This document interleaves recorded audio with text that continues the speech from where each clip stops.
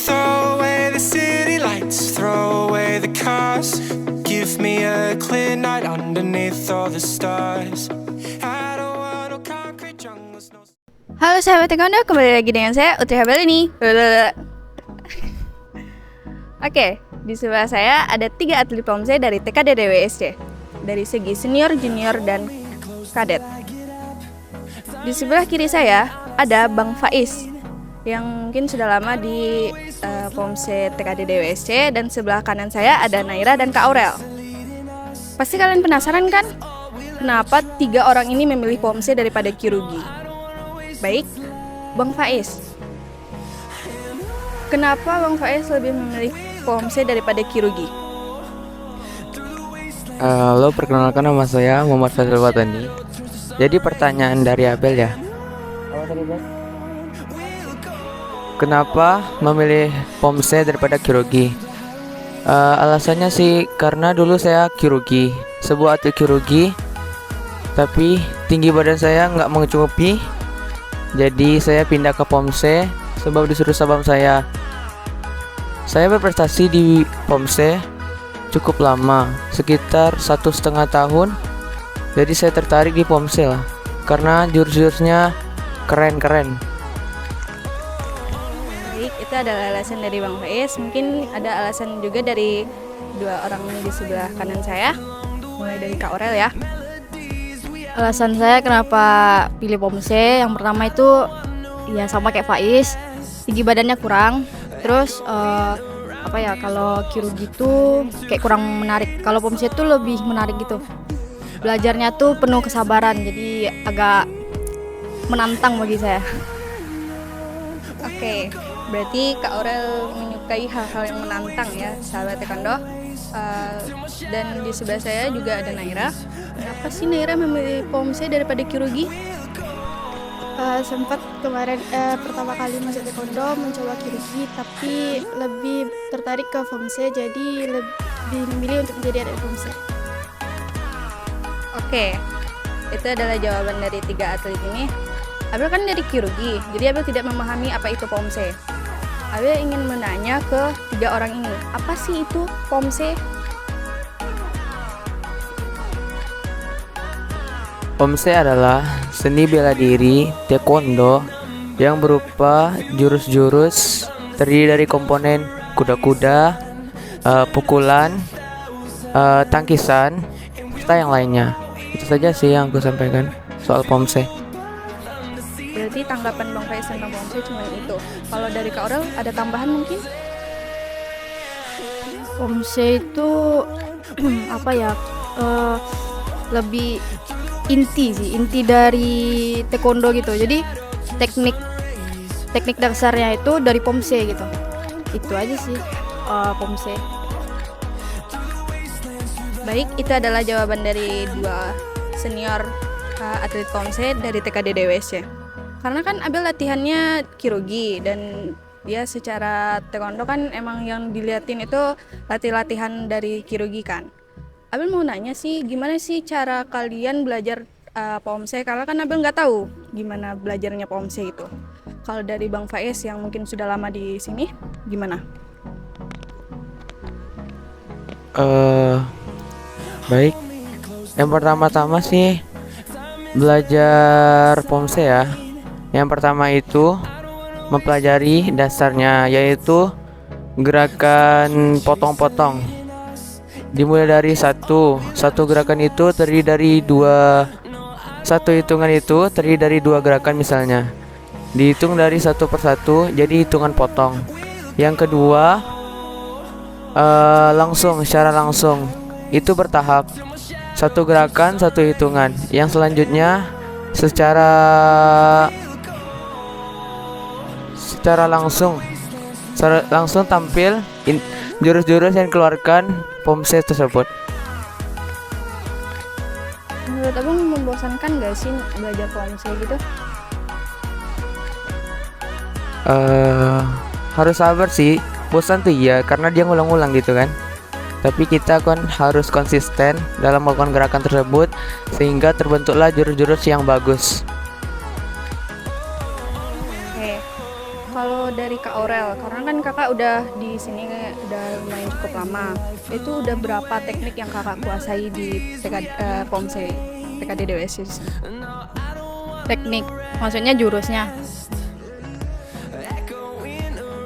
Oh, udah hafal dari Gibbon 1 sampai Sipchin. Gibbon 1 itu kan sebenarnya sih Gibbon 1 itu buat pemula atau misalnya langsung untuk senior. Itu kalau Gibbon 1 tuh kayak dasarnya.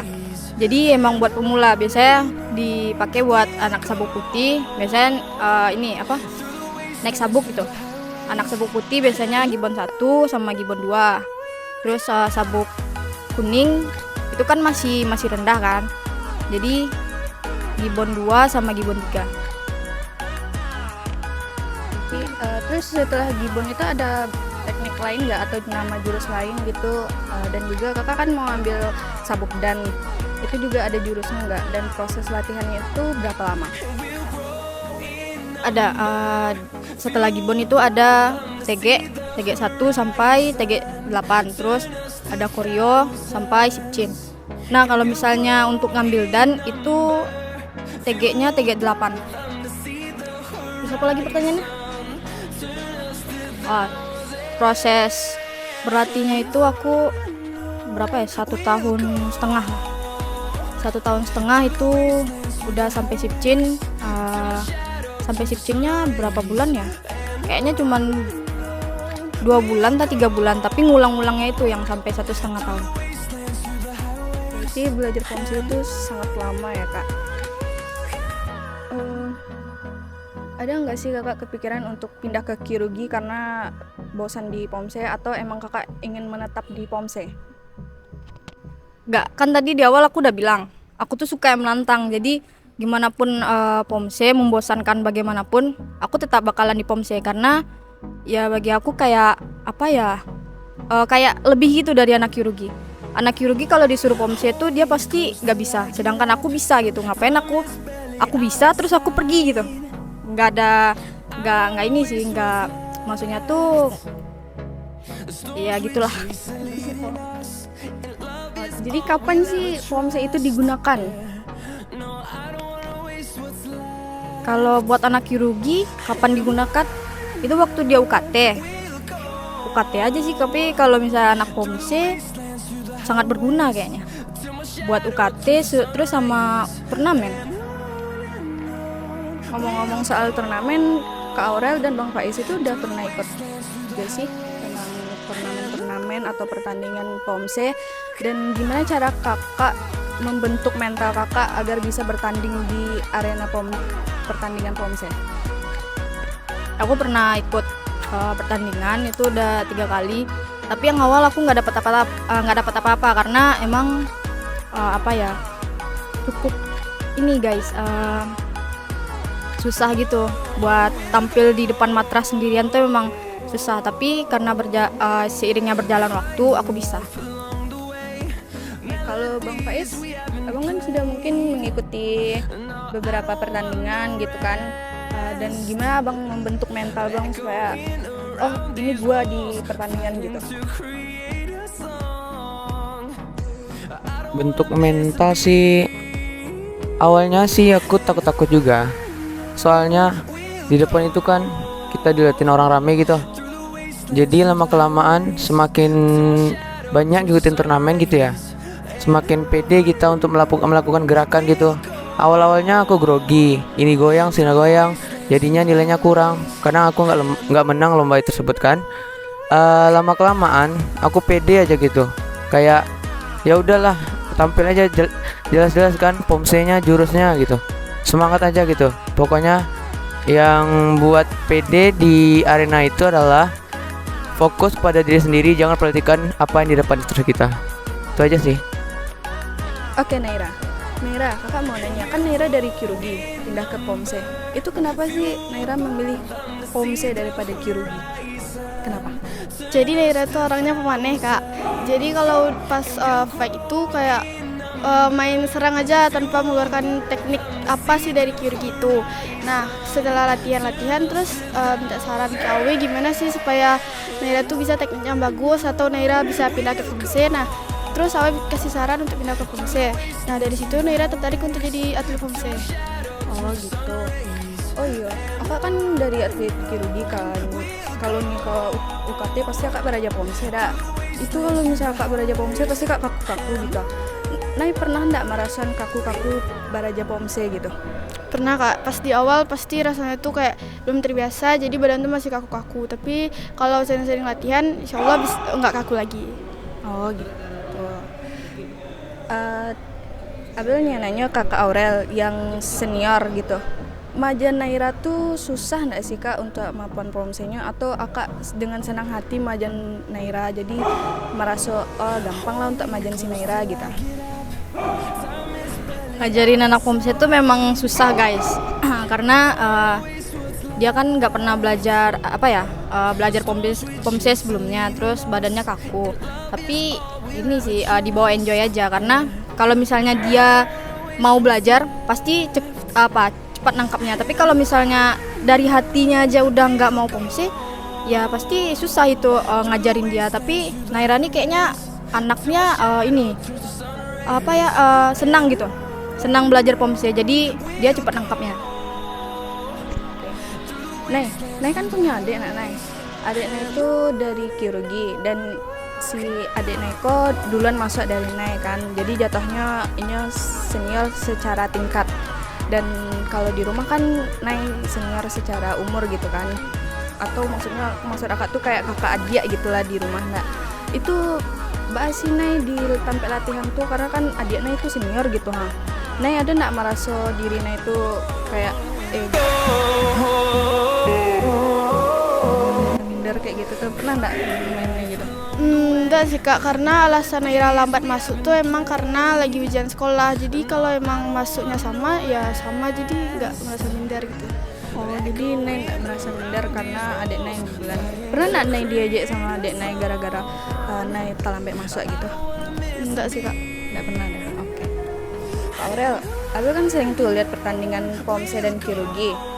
Nah, kalau di pertandingan Kyurgi itu sekali nendang pasti dapat poin. Kalau mukul pasti dapat poin. Kalau di Pomse itu kayak gimana sih Kak? Kan gimana cara dapetin poinnya? Tiba-tiba Abel lihat udah dapat 8 atau enggak 7 atau 6,5 sekian gini-gini. Itu bisa nggak Kakak jelasin ke Abel gimana? Oke, gini. Memang kalau di Kyurgi itu dia tuh kalau fight, kalau body kan itu dapat 2. Dia nendang body, nendang kepala dapat 3. Kalau pukulan dapat 1 kan. Tapi kalau sistem Pomse, dia tuh ibaratnya gini Bel. Kamu tuh dikasih modal 10. Kamu dikasih modal 10, terus kamu ngelakuin nih jurus kamu. Selama kamu tampil, kamu tuh nggak boleh ngelakuin kesalahan. Dari situ nanti, mungkin Faiz bisa nih jelasin bentuk kesalahan dari Pomse, karena dia bakalan nyusun proposal buat ini ngambil dan. Oke, saya akan teruskan pertanyaan dari Yawe. Gimana sih sistem penilaian dari Pomse? Yang saya jelaskan itu yang pertama, kesalahan yang belum fatal.